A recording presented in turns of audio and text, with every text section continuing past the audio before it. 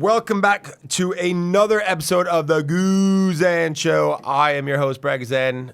Sat next to me, of course, is the main man, Joe Freihofer. Joe, listen, it's been a busy week here, and we have a lot going on, all from being down at the stadium, taking the pod on the road. On the road, baby. You were tied up for a bit, holding down the fort, making sure every fan had an unbelievable experience. I was. Being on the Halo board, I mean, all sorts. Did you see your love shot as well? They put you up there for a I whole know. 30 seconds in action with Alana. How was that, by the way? It was fantastic. Being able to speak to her, hear her story, so inspirational. And just, I mean, she brought her gold medal. It was How heavy unbelievable. is it, by the way? That's something I've always wanted to know. Well, I was nervous. I was nervous because I'm thinking, okay, don't drop, don't break this thing, you know. Don't And then be I was the like, one oh guy. my gosh, I was like, 2 hands needed for sure.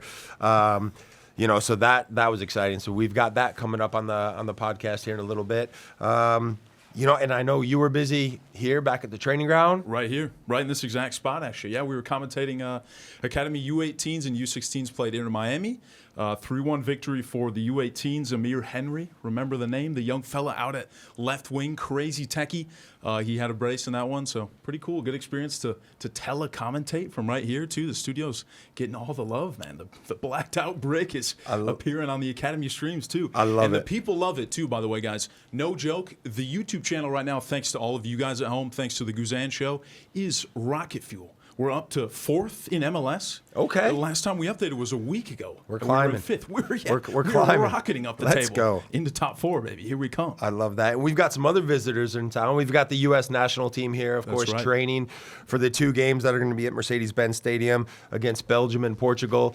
Belgium first being on Saturday, and then we got Portugal next Tuesday. And so that's really exciting, right? I mean, we've got everything happening, and I love it. Scenes, any early thoughts, by the way, on those 2 friendlies as well? Crazy having the guys in the backyard, too. I know. unreal. It was great to be able to catch up with some of those guys and see some staff that have been around the federation for quite some time. Some players, some former teammates. So being able to chat to them. But no, it's going to be 2 tough tests. 2 tough tests against 2 good teams.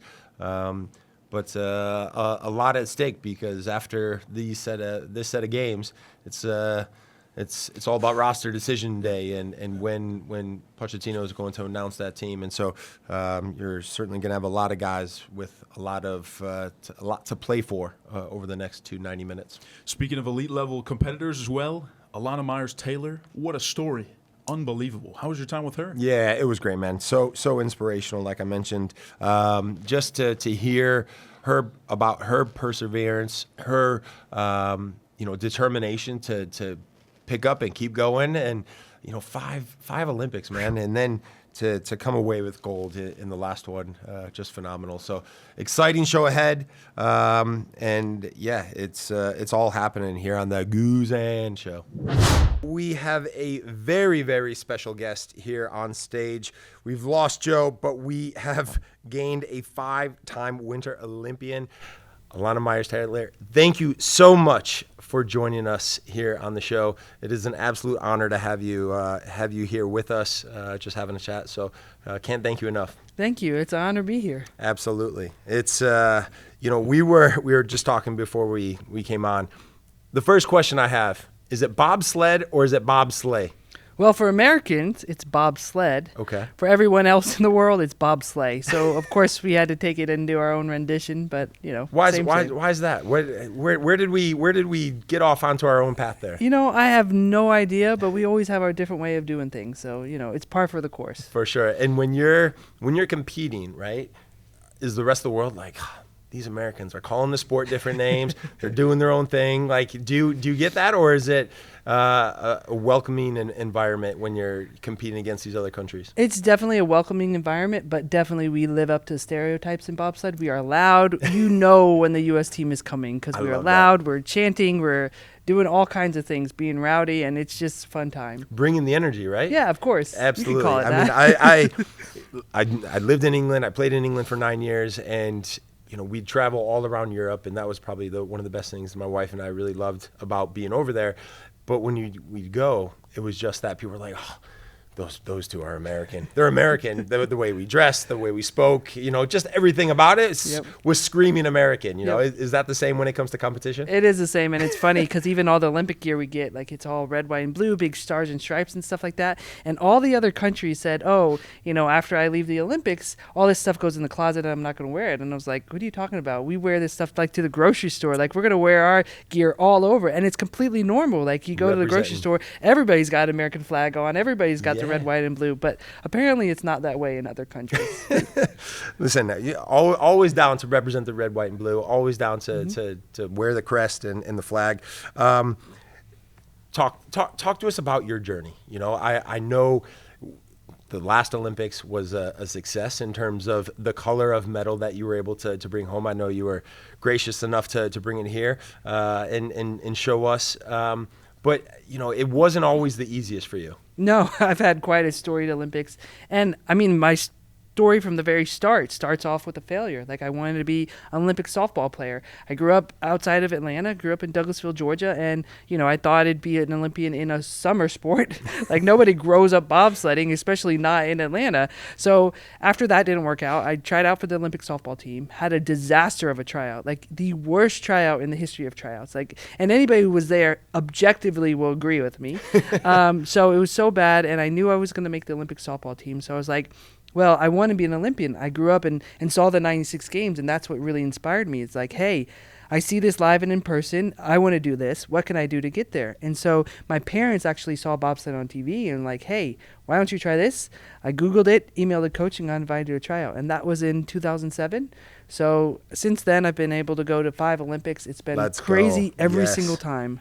Yeah, I love that. Five Olympics. Mm-hmm. I mean, I can't process that, and I think that's really challenging for anyone listening or watching this to be able to say 5 Olympics and not just going and participating, winning medals, taking home the gold this past Olympics.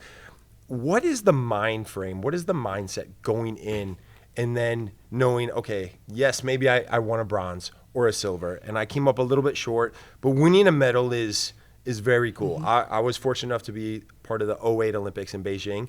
We did not medal. We did not have the success that you guys had. We very much took part, and we did not, like I said, have a successful Olympics. And so what is it that drives you? Because it's not just, hey, it's 6 months down the road. It's 4 years later, and you've just finished. What is that mindset like? So for the longest time, it was just focused on the gold medal. Like it was like a gold medal or bust. And so each of those Olympics leading up until I had children, it was just gold medal. Like that was the mindset. Like every day you're working for that gold medal. And then when I had my first son is deaf and he has Down syndrome as well. Like my motivation completely changed. It changed to, hey, I want to go out there and show them that no matter what the world tells you, the world's going to tell him no a lot of times, that you can overcome obstacles and you could go for your dreams. And so that's been my motivation for the past my son's 6. So for the past 6 years, my kids have been my motivation to go out there and try and win a gold medal. That's amazing. I've got 4 kids myself, and so when you've got kids, your mindset changes, right? Your mentality changes, your why changes, right? And what is that like in terms of training? After you had kids, after now all of a sudden that shift in your mentality and in preparation, because your job number 1 is mom, right? And you want to provide and do what is best for your kids at all times. I was the same as a father, and how does that change when it comes to then training wise? I mean, you have to be so much more efficient because your time is limited. You're not getting enough sleep.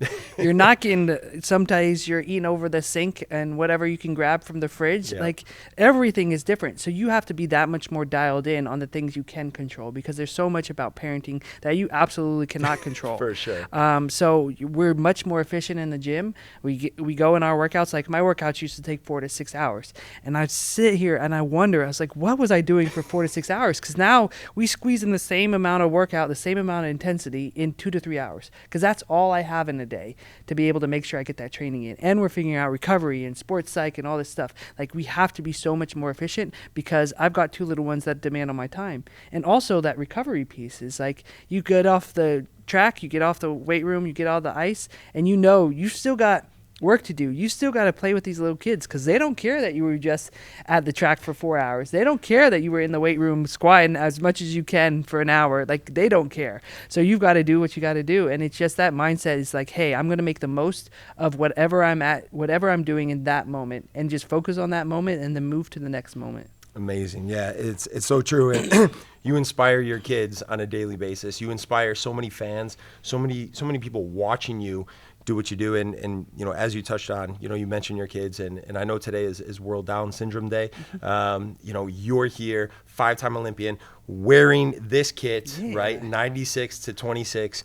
You know, talk to us how special it is to be able to have these moments to continue to inspire not just your kids and not just the people that have watched the Olympics, but now a stadium full of people and people, you know, hopefully tuning into the show, but just being able to inspire so many more. Well, it's amazing because the 96 games is what started it for me. The 96 games was what inspired me to go after my Olympic dreams. And seeing me and the reception I received and all this kind of stuff, like, we're inspiring, athletes are out there inspiring the next generation. People are seeing us and what we do, and it's making their dreams seem real. It's making their dreams seem possible. And that's all you want to do. Like, you want to inspire the next generation or even the current generation, you know. It's been really cool to see the reception of the amount of moms who have come up to me and said, hey, I went back to school. After seeing you, I know it's possible. Or I decided to start a business or do all these other things. Like, that's been really cool for me to see and really cool to know that you're having that kind of legacy. But there's been so many people in my life that have left that kind of legacy and poured into me. If I could pour into anybody else the same way I've been poured into, would be great. Yeah, no, it's so true. And you used a word there that I've, you know, wanted to touch on, and it's just that legacy, right? You know, 41 is just a number. You know, we're young. You know, it's all good. We guys, we look 21, all right. But it really is about just that. You know, you as an athlete, you go and you compete in your arena, in your space, successful or not, right? Mm-hmm. And you have this platform. What is it that, you know, when 40 years from now you look back and say, you know what, I'm really proud of. I'm sure you're proud of the medals. Mm-hmm. I'm sure you're proud of the success. But when you look back at the legacy side of it, what is something that is really hoping that is going to be at the top of that list? Well, I'm a mama bear first and foremost. Love that. And the biggest thing I'm proud of is that I've been able to give a voice to disabilities, and a small subset, because I'm not a disabled person or anything like that, but just even people seeing me with my kids and seeing how I interact with them and signing and the deaf community and all of that. I've been really proud that we've been able to shed a light on like what it looks like for us as a family with 2 disabled children on a daily basis, and what it looks like for so many people across this country, across the world, to have disabled children in their family and those kind of things. But so that's probably the most thing I'm proud of, and just the awareness of how important it is, American Sign Language is, how important it is to interact with people who are neurodivergent and those type of things, and how beautiful it is as well. So that's probably the biggest thing I'm proud of. That's amazing. Yeah, to use your platform and give others that same platform to let their voices be heard and be able to have them share that platform with you, I think is so cool. Yeah. No, that's amazing. I want to touch a little bit on just the Olympics themselves, right? Mm-hmm. We've talked about five Olympics, right? That's amazing. But that also means 5 Olympic villages, right? and going into the villages. When I was in Beijing in 08, we were, you know, soccer, team sport, you're in these other stadiums, other cities, and so you're not in the village. Mm-hmm. So I didn't get to experience. Talk to us about the village. Oh, goodness. It's funny. The past 3 Olympics, I really haven't stayed much in the village because first in bobsled, we're one of the later events. And so luge and there's some other events that are very early. They get done the second day of the Olympics. So, of course, they're going to stay around and enjoy their Olympics. So it gets a little rowdy, it gets all this kind of stuff. So just from guys, keep it down, all right? Yeah. I'm trying to perform tomorrow, and you guys are over here having a big old party. As they should, you know. They should celebrate everything. But it was like, okay, this is getting a bunch. But for me, I'm a very empathetic person, and so I feed off of people's energies. So you have a lot of people in there, like people are living their best dreams or people are living their worst nightmares in the sports sense. Right. So it's very hard sometimes. There's a lot of anxiety, a lot of different emotions around there. And so for me, it was very hard to be in the village and feel that. And I was like, oh my gosh, the air is so tense, you could cut it with a knife. So eventually I had to make the decision to move out of the village. And so the past couple of Olympics, I haven't been in the village. But for the most part, one of the coolest things in the village is when you go into the eating area, the dining hall, and the food has been very variant. Like, it's not all great. But one of the coolest things is when you go into the dining hall, like, you could sit next to an athlete from Iran, you could sit next to an athlete from China, you could sit next to all these different types of athletes, and it doesn't matter what's going on in the world stage, what's going on politically, like, you're all just there trying to do your best on the field of play. And I think that's one of the coolest things. Like, I think in Pyeongchang in 2018, like, one of the biggest things people were trying to do is, like, get a North Korean pin. Like, that was the thing you were trying to do, and it was very hard to do. Like, their handlers were making sure they were only able to sit with certain people and all this kind of stuff. But we managed to get a couple of them. So That's awesome. Yeah. I think that's so cool. You know, whenever you talk to former athletes, right, and you know, maybe it's a little bit different, or maybe it's not, right? When it comes to Bob Slane, you know, there's no real locker room, right? And it's you're out there, you're competing, and for me, you know, after finishing playing, you know, it's the camaraderie, it's the relationships that you develop with teammates, with, you know, your friends, right? And you're with these people all the time, and so to hear you talk about that in the village, just on a much bigger scale, right? On a much bigger stage of being able to sit with these other athletes from other countries that have a respect level for you, and you have a respect level for them, knowing,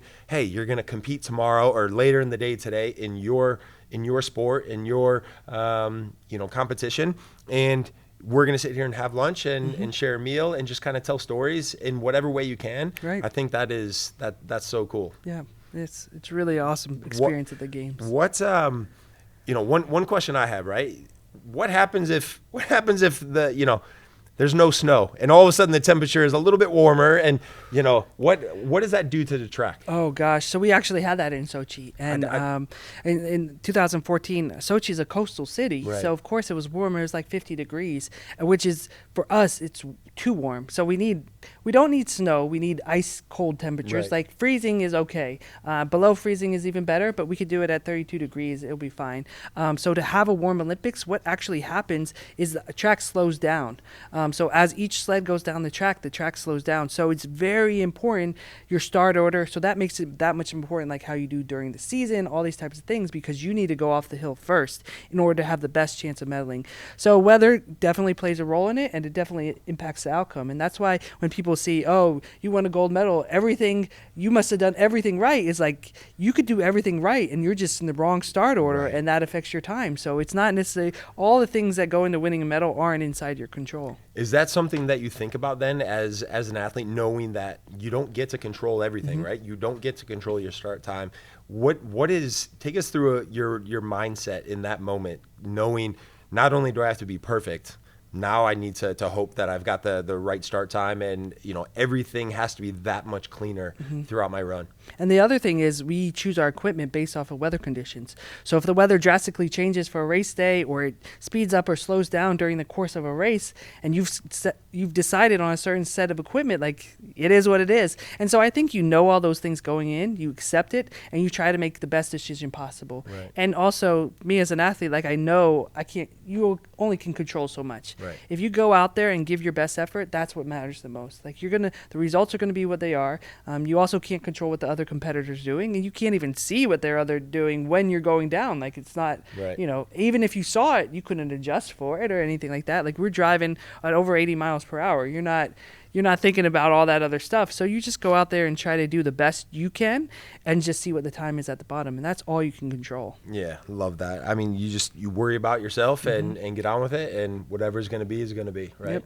It's you know, when we were talking about when we found out we were going to be lucky enough to have you on the show, you know, with our production crew, we were chatting just about the sport in general, and just, you know, the I don't want to use the word insanity, but how terrifying it is to be going 80 miles an hour in this sled down this track, you know, and you're at the mercy of, you know, gravity, essentially. Yep. You know, how do you prepare yourself going into that?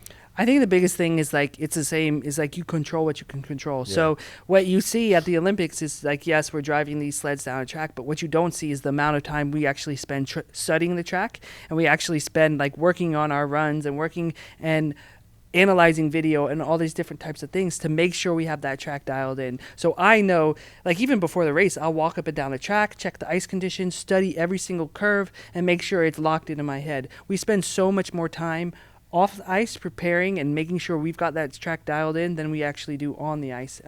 We don't have a simulator or anything like that, so it's really just our memory going over it time and time again until basically you're sick of it. I mean, that's fascinating because it's about preparation. Mm-hmm. It's about preparation. It's about this willingness to give up time, energy, right? As a mom, as you're out there training. But then when you're there, it's about learning that track, memorizing it, like you said, till you're sick of it. Yes. But those are the lengths that you're willing to go to Mm-hmm. walk home with one of those. Yeah. And you know, when you're standing on the podium, right? What is that feeling like as they're playing the national anthem?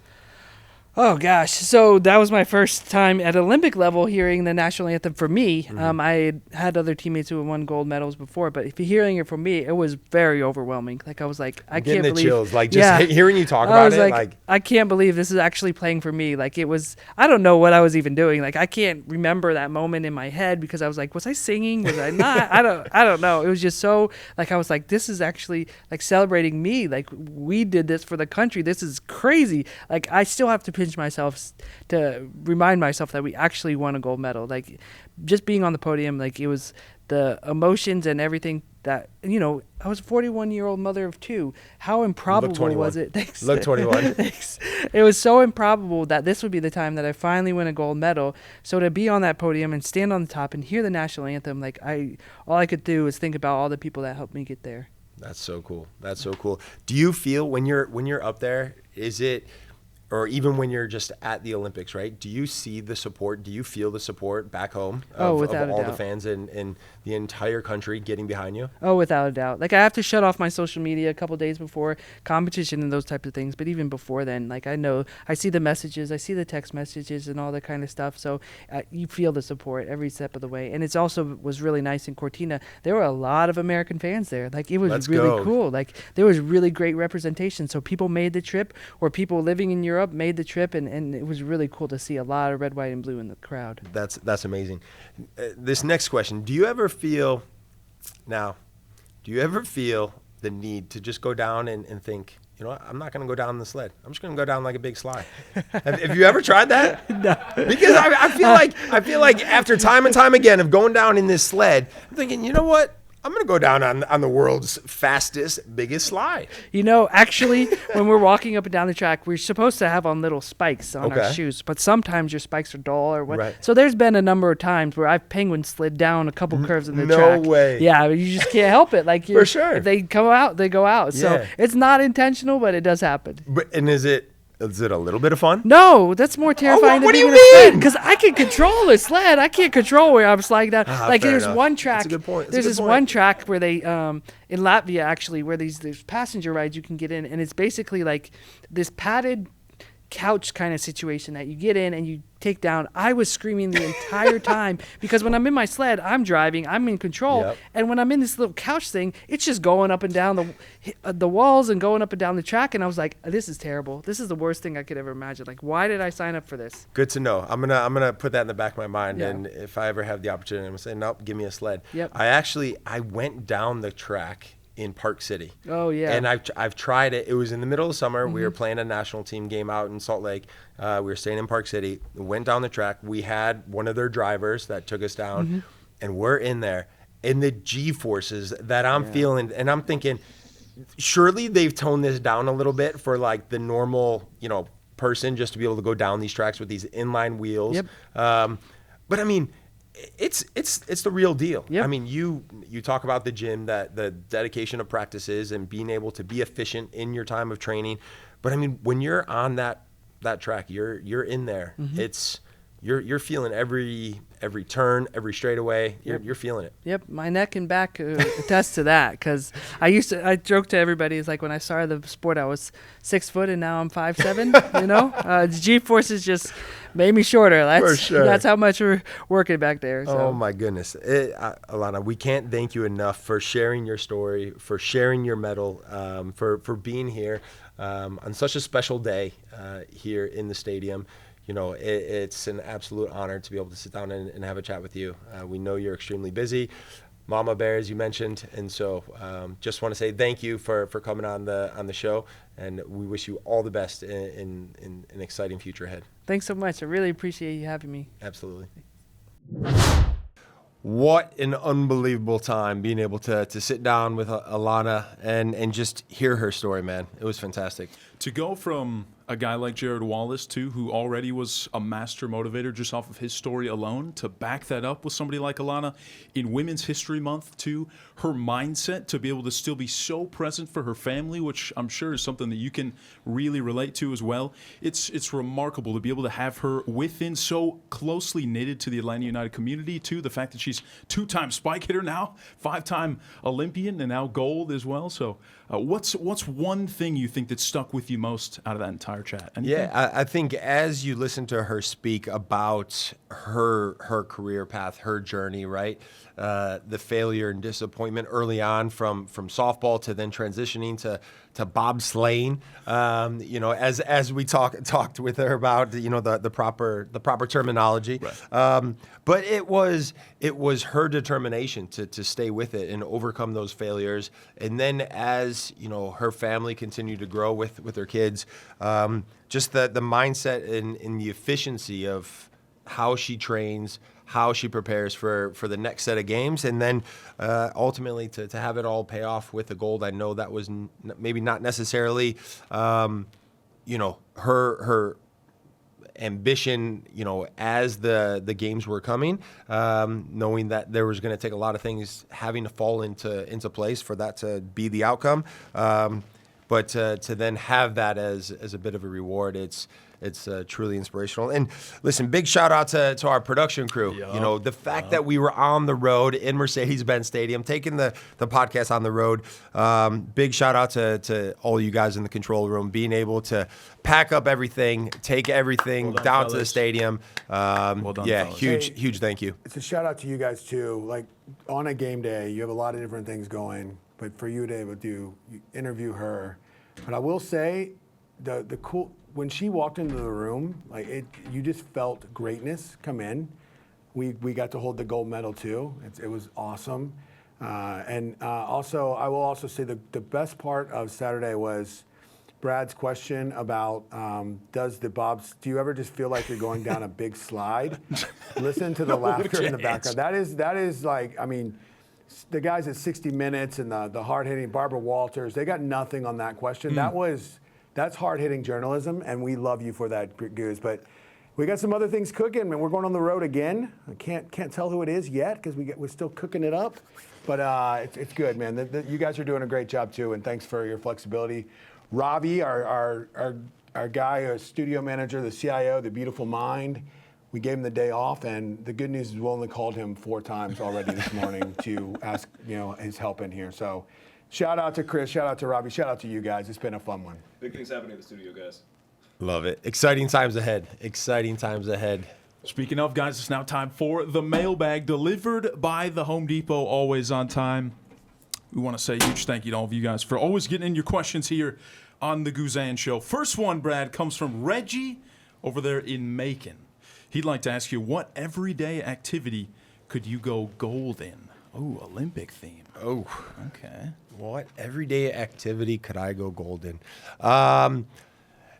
Listen, I got to preface this by saying my wife does most of everything around the house, if not everything. But the one thing that I do is are the dishes, and emptying the dishwasher. I feel like I'm so quick at it, I feel like I could set an Olympic record in unloading the dishes. What about you? Is there a technique, by the way? Are you like, when you're grabbing 3 or 4 dinner plates at once and you kind of weave them in between your fingers, and then you reach up and set them in the cabinet? Right. Well, you're like sub 30 seconds? What's the technique? Listen, I'm doing this in the morning. And so they're not hot, right? So they've had a chance to cool off, so that's important. But then too, I'm also trying to be quiet. I'm probably not the quietest, as you guys would attest to, but trying to be a little sensitive to the noise with the kids still sleeping. But yeah, man, it's for sure you start at the bottom, and then any dishes on top that maybe have a little bit of water or whatnot on there, making sure that if that's going to spill, it doesn't spill onto any clean dishes on the bottom. I don't know. I feel like that's my thing. Hey, Control Brad, room? I'm actually a pretty good dishwasher unloader myself. Okay. We can do a little side by side. I think before I get to my gold medal, and I will not be beat in this. I've been starting to think that maybe on this podcast, the Guzan Show, we said we wanted to race Jared Wallace, where we run a 40 and he runs 100. We said that we want Alana to take us down the bobsleigh. Maybe we also go on location and do like just a side by side, timed competition of unloading the dishwasher. But mine, I've always thought about this, that I wish there was like a competition where when the groceries come home, whether it's myself or my wife who goes to the grocery store, I make it an effort, and I will win gold in this. I can get every single bag, no matter how little or how many have been bought. I will get every single grocery bag in one trip. So, I mean, it can be 13 on one arm, 13 on the other. You kind of do the slide through the garage.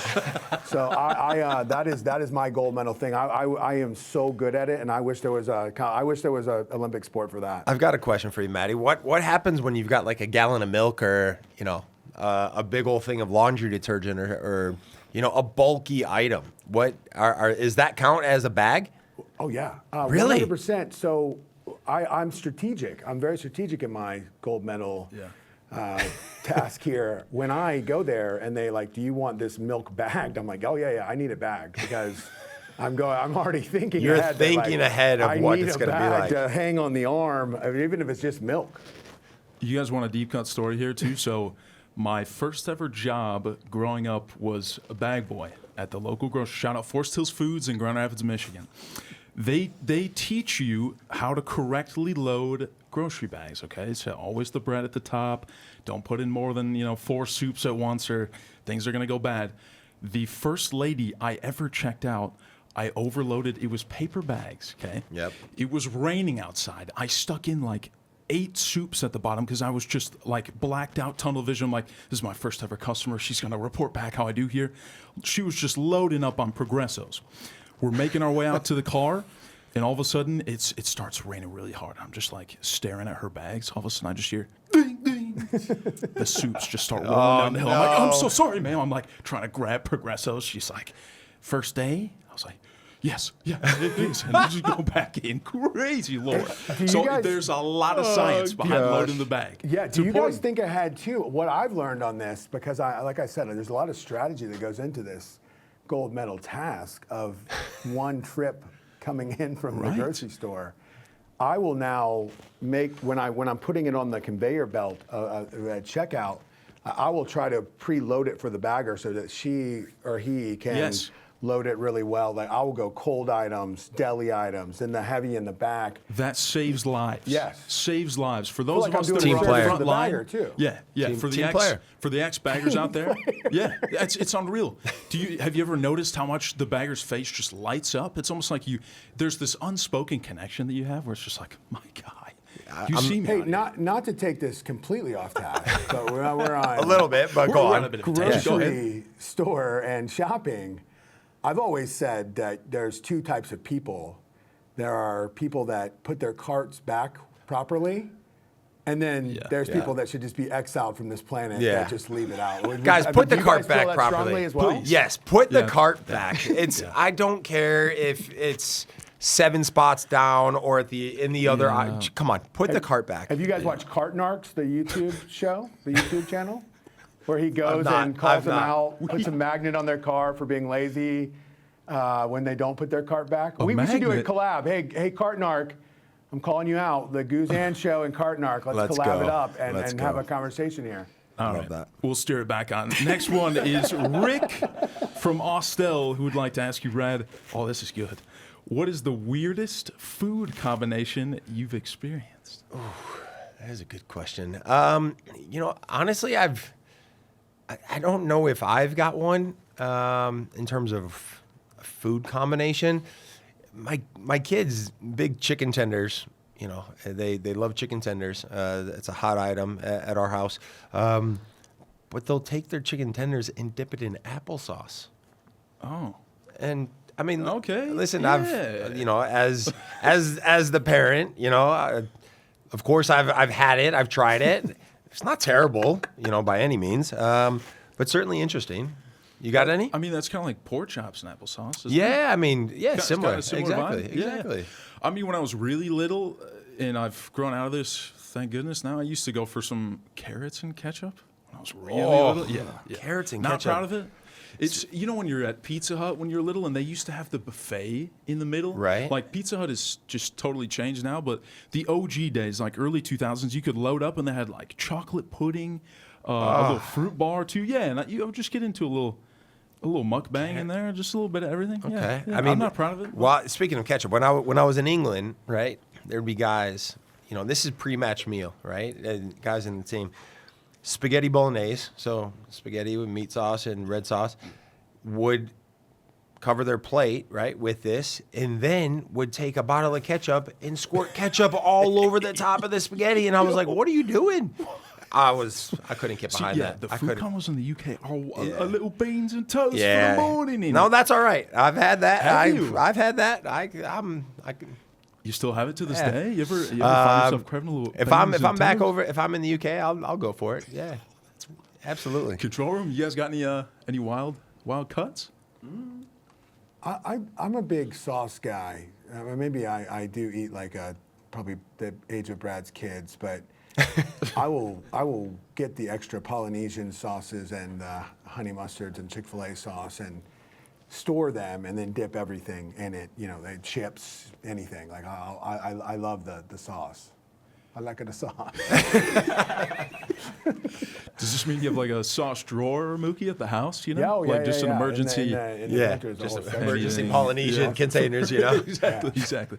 They always like, hey, how many Polynesians do you need? I'm like, as many as you'll give me. Yeah, I need how many one. can I need one for now, but I need 6 for the house. So I need to restock. How many can I legally get? Right now? Exactly. Final one, guys, comes from Jordan in Montana. Okay. All the way out in Montana. Let's wow. go. Brad, got to get you out to the ranch at some point. Oh, Let's go. We're taking it on the road. We're going out to the ranch in Montana. On horseback, baby. What's the most extreme outdoor sport or activity that you've tried? Ooh, good question. Most extreme outdoor sport or activity. I mean, growing up, you know, we'd go up to Wisconsin, being from Chicago, up to Michigan. We go snowmobiling, so we'd be, you know, out snowmobiling. I mean, that's not really extreme. I wasn't like jumping off ramps It and like is, though. it is. It's certainly dangerous. You don't know how thick the ice is, or there's a little branch coming around the corner? As a kid, I used to always panic when you'd be cutting across these frozen lakes. I'm like, and then there'd be a bit slush, and I'm thinking, are we going in here? Like this is the end. And listen, people have, right? They've not come out of those stories, and so certainly can be dangerous. But yeah, I mean, I guess I would say that. But I'm down for like out at a ranch. I mean, the options are endless. I feel like so we definitely need to get out there. What's your most dangerous? I think so. I have an uncle that lives in New Hampshire. He took me whitewater rafting Okay. one time, and there are these kayaks that are built to flip over, you know, because you're going in Yeah. this crazy water like this.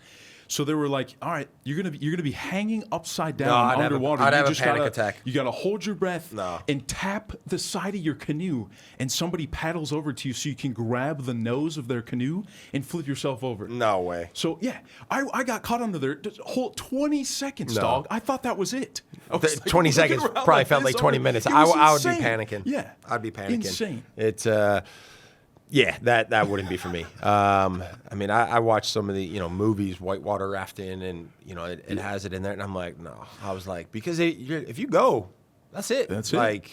But the ones with 20 people on it, those big Yeah, blue yeah. inner tube ones, Yeah. we should do that. Can we Yeah, do we a got- pod? hey, those are on that dangerous thing? too. You fly off of that It's like so big.